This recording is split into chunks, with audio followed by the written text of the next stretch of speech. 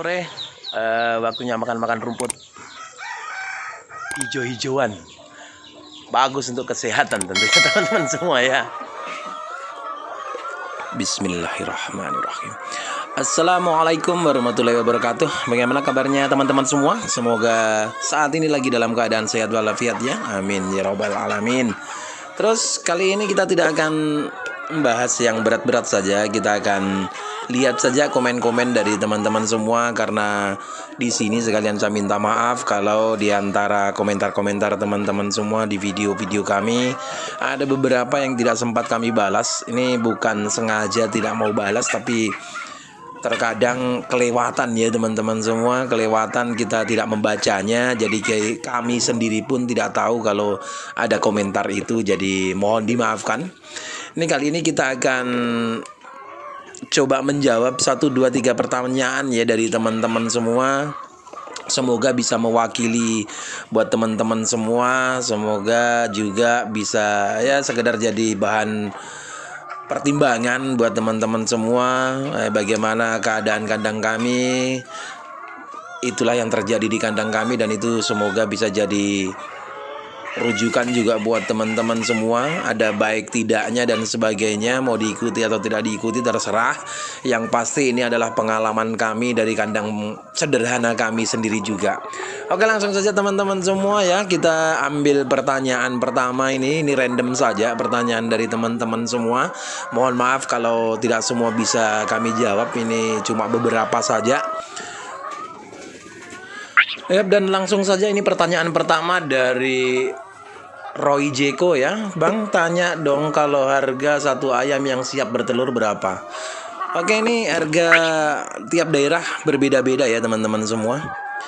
Tiap daerah pasti berbeda-beda, dan biasanya seperti di daerah kami itu kalau ayam pulet yang usia 14 hari itu biasanya di sini dihitung per minggu ya teman-teman semua. Jadi per minggu ada yang 4.500 sampai 5.000. Jadi kalau kita hitung sekitar 4.500 saja kali 14 minggu ya pulet, itu sekitar 63.000 ya teman-teman semua. Naik turunnya sekitar begitu. Mungkin lain daerah juga lain harga, tapi naik turunnya sekitar sebegitu per ekornya, 63.000. Terus kalau sekalian, kalau DOC di sini kemarin 1 bulan yang lalu itu kami beli DOC per boxnya, kalau yang betina itu 13.000 per ekor, jadi 1.300.000 per box. Kalau jantannya itu 250.000 per box, 2.500 per ekor ya teman-teman semua.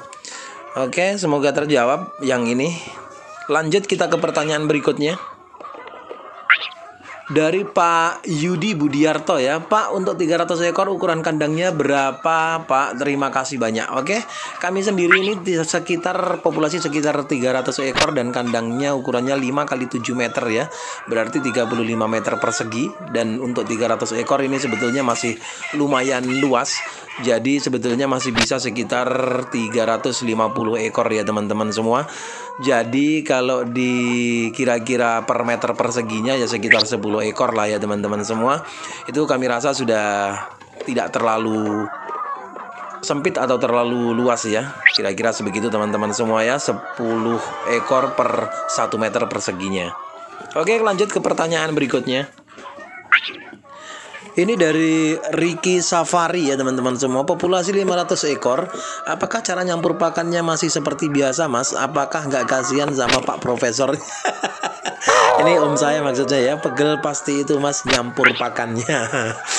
Oke teman-teman semuanya, karena teman-teman semua lihat sendiri kami masih nyampur pakannya itu secara manual ke depannya, karena ini ayam-ayam yang sudah besar ini sekitar 300 ekor, terus yang mau menuju pulet ini ada sekitar 400 ekor, berarti sekitar 700-an ekor. Dan tentunya kalau kita campur manual ya pasti lumayan pegel ya, karena satu kali kita nyampur itu cuma 15 kilo.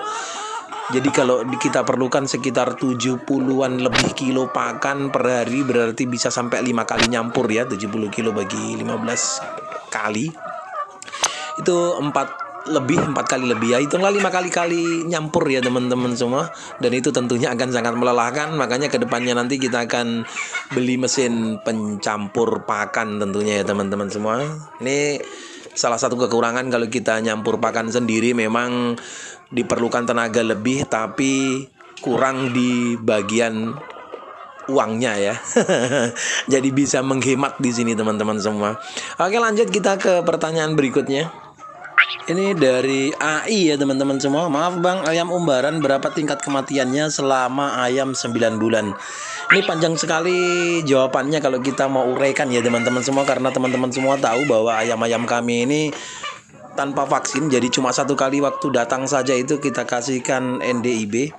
Setelah itu tanpa vaksin sama sekali sampai umurnya 9 bulan ini. Dan kalau kita bicara tingkat kematiannya tentu saja lumayan besar ya teman-teman semua. Apalagi saat masih DOC dulu sekitar umur 2 atau 3 minggu itu, bahkan sampai kami sendiri bingung ya teman-teman semua. Teman-teman semua boleh lihat video-video kami yang pertama tentunya. Dari situ teman-teman bisa belajar bahwa banyak sekali kesalahan memelihara DOC di situ. Jadi harap dimaklum kalau tingkat kematian lumayan tinggi. Tapi setelah itu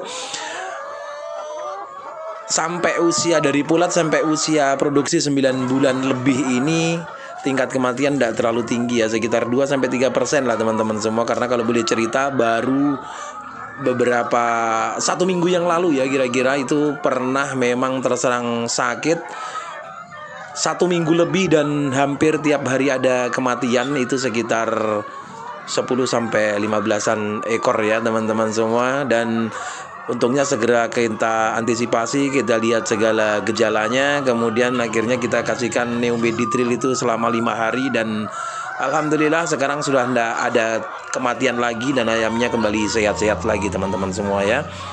Gitu teman-teman semua. Makanya buat teman-teman semua, sebelum datangkan DOC, kalau kita mau pelihara sejak DOC, tolong dipelajari dulu benar-benar bagaimana memelihara DOC. Dan alhamdulillah di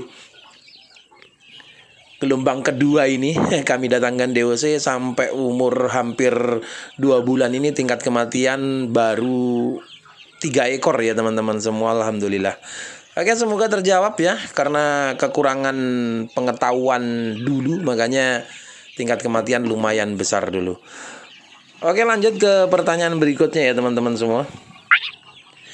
Ini dari Chicken X ya. Produksinya sudah berapa persen Pak? Nah, ini sebetulnya jawabannya simpel sekali, tapi sebetulnya kalau diuraikan jadi panjang ya teman-teman semua. Produksi sekarang sekitar 75-80% ya teman-teman semua, belum naik padahal usianya sudah 9 bulan.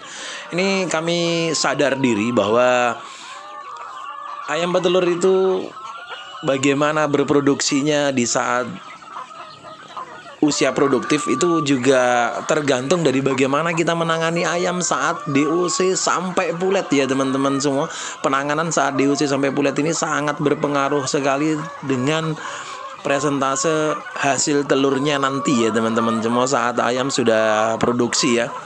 Ini sangat berpengaruh sekali dan kami sadar bahwa dulu saat penanganan DOC sampai pulet ayam-ayam kami ini yang sekitar 300 ekor ini memang lumayan serampangan. Makanya kalau sekarang produksi telurnya masih belum bisa maksimal, sangat kami pahami ya tentunya. Dan kedepannya kami akan mencoba beberapa hal, jamu, obat dan sebagainya.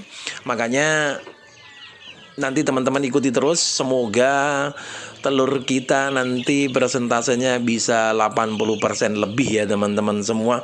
Ini pertanyaan sederhana sekali, tapi sebetulnya kalau kita jabarkan juga panjang sekali. Sama dengan kalau pertanyaan kenapa produksi telurnya menurun, itu juga akan panjang sekali dicerita ya teman-teman semua. Dari mungkin ayam sakit, mungkin ayam stres. Ayam sakit juga beberapa macam penyakit, jadi kita harus analisa dulu sakitnya apa, baru kita tentukan obatnya. Kemudian kalau ayam stres, berarti stres kenapa, kita akan tentukan dulu, kemudian kita akan kasih vitaminnya. Kemudian kalau produksi telur menurun, mungkin saja karena kualitas pakan yang menurun, bisa saja teman-teman semua. Karena kebersihan kandang, karena kuman, virus, karena penyakit dan sebagainya, bisa juga. Jadi kalau misalnya karena pakan, kita akan telusuri lagi dari jagungnya, dari dedaknya, mungkin ada penurunan kualitas dan sebagainya. Jadi panjang sekali kalau dicerita teman-teman semua ya. Meskipun sebetulnya jawabannya simpel sekali, tapi keterangannya bisa jadi sepanjang ini ya teman-teman semua. Oke, lanjut kita ke pertanyaan selanjutnya ya. Semoga itu yang kita jabarkan tadi bisa sedikit menjelaskan kenapa produksi telur kami belum bisa maksimal, benar-benar maksimal ya. Ini kami jujur karena kita intinya adalah berbagi pengalaman kepada teman-teman semua. Jadi apa yang ada terjadi di kandang kami tidak kami tutup-tutupi. Kalau ada kematian kami ceritakan kematian. Kalau ada produksi yang kurang bagus akan kita ceritakan juga pada teman-teman semua. Oke, lanjut ke pertanyaan selanjutnya ya teman-teman semua. Oke, kali ini dari Bang Eko Sinar Andrianto ya. Dia bilang hadir bos. Ini Mas Eko Sinar ini memang penggemar setia kami ya. Jadi setiap kami upload video pasti selalu ada komentarnya meskipun cuma hadir. Yang pasti kami tuh ucapkan terima kasih banyak buat Mas Eko yang sudah betul-betul setia kepada channel kami sejak awal dulu ya. Terima kasih banyak, sukses selalu buat kita semua tentunya Mas. Gitu saja dulu teman-teman semua ya. Nanti kalau teman-teman suka dengan konsep begini, kedepannya kita akan bikin video lagi tentang cerita-cerita begini, menjawab pertanyaan-pertanyaan dari beberapa teman-teman semua meskipun tidak bisa semua. Terus sekali lagi buat teman-teman semua yang sudah komentar, terima kasih banyak.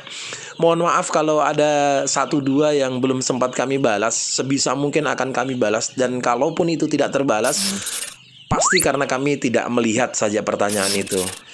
Karena lumayan banyak juga pertanyaan ya teman-teman semua. Jadi kalau kita scroll ke bawah itu biasa mungkin ada yang terlewatkan. Jadi mohon maaf buat teman-teman semua yang belum sempat terjawab pertanyaannya. Oke teman-teman semua, sampai ketemu lagi di video kedepannya nanti tentunya yang lebih bermanfaat lagi buat teman-teman semua. Ada salah khilaf mohon dimaafkan. Terus buat teman-teman semua yang sudah like, comment, subscribe, kami ucapkan terima kasih sudah mendukung channel ini. Wabillahi taufik wal hidayah. Wassalamualaikum warahmatullahi wabarakatuh. Dadah.